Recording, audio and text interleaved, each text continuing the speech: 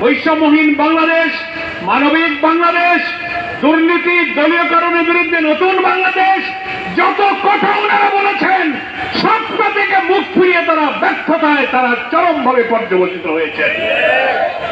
আজকে আমরা কেন বিক্ষোভ করছি? গতকালকে এনার্জি রেগুলেটরি কমিশনের বৈঠক করে তাদের চেয়ারম্যান জালাল আহমদ সাহেব মানুষকে বিস্মিত করে সরকারের মন্ত্রীর দেওয়া প্রতিশ্রুতি ভঙ্গ করে তারা বিদ্যুতের অস্বাভাবিক মূল্য বাড়িয়ে দিয়েছেন।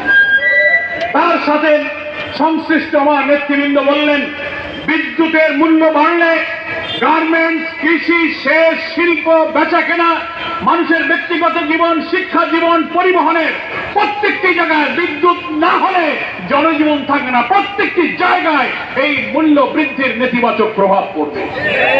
অলরেডি সেটা শুরু হয়েছে। আমি সরকারকে বলতে চাই, বর্তমান সরকারের বিদ্যুৎ মন্ত্রী এই চলতি বছর 26 সালের 23শে ফেব্রুয়ারি সচিবালয়ে বিদ্যুৎ বিভাগের একটা বৈঠকে আপনি সাংবাদিকদের কাছে বলেছিলেন আগামী 2 বছরের মধ্যে সরকার বিদ্যুতের কোনো দাম বাড়াবে না। আপনি মনে করেছিলেন মাত্র 160 দিন, 3 মাস চেয়ে পারল না, আপনি বিদ্যুতের দাম বাড়িয়ে দিলেন। আপনি এর আগে জ্বালানির দাম বাড়িয়েছেন প্রায় 12%। আপনি একটা সিলিন্ডার গ্যাসের দাম 6 থেকে 700 টাকা বাড়িয়েছেন। দিন যেতে না যেতেই আবার বিদ্যুতের দাম আপনি প্রায় 20% বৃদ্ধি করেছেন গ্রাহক পর্যায়ে। 6টি স্লটে যে পরিমাণ দাম বাড়িয়েছেন, প্রান্তিক মানুষ, গরিব মানুষ 0 থেকে অন্তত 50 ইউনিট ব্যবহার করে, তার ঘরে প্রায় 3 কোটি বিদ্যুৎ গ্রাহকের উপরে আপনি বিদ্যুতের মূল্য বৃদ্ধি করে জনগণের উপরে জুলুম চাপিয়ে দিয়েছেন। তার প্রতিবাদে আমরা আজকে বিক্ষোভ করছি। উচিত ছিল বিদ্যুৎ মন্ত্রীর বা সরকারের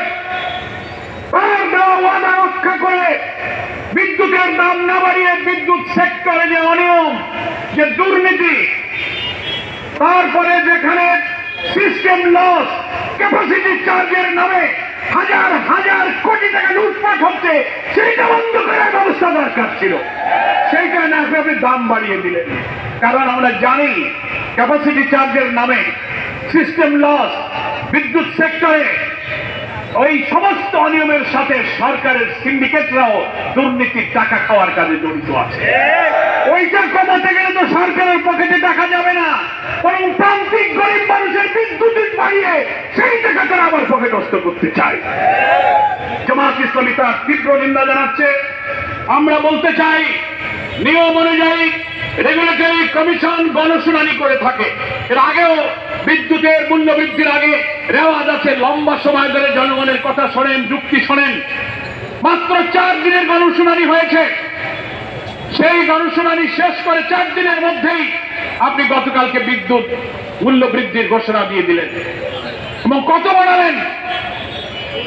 রেগুলেটরি কমিশনের যে টেকনিক্যাল কমিটি ছিল, কারিগরি কমিটি, তারা যে প্রস্তাব করেছিল, উৎপাদন, সঞ্চালন, বিপণন, বিদ্যুতের সব বিভাগের প্রস্তাবকে সমন্বয় করে তারা যে প্রস্তাব করেছিল, রেগুলেটরি কমিশন তার চেয়ে বেশি পরিমাণ দাম বাড়িয়ে দিয়ে জনগণের উপরে এই ভোগান্তি চাপিয়ে দিচ্ছেন। ফলে আমাদের ব্যবসা বাণিজ্য, গার্মেন্টস শিল্প, পরিবহন শিল্প, কৃষি, সেচ, সামনে বড় ধান, অন্যান্য কৃষির মৌসুমগুলোতে বিদ্যুৎ না হলে সেচ চলে না, বিদ্যুৎ না হলে গার্মেন্টস চলে না, কারখানা চলে না।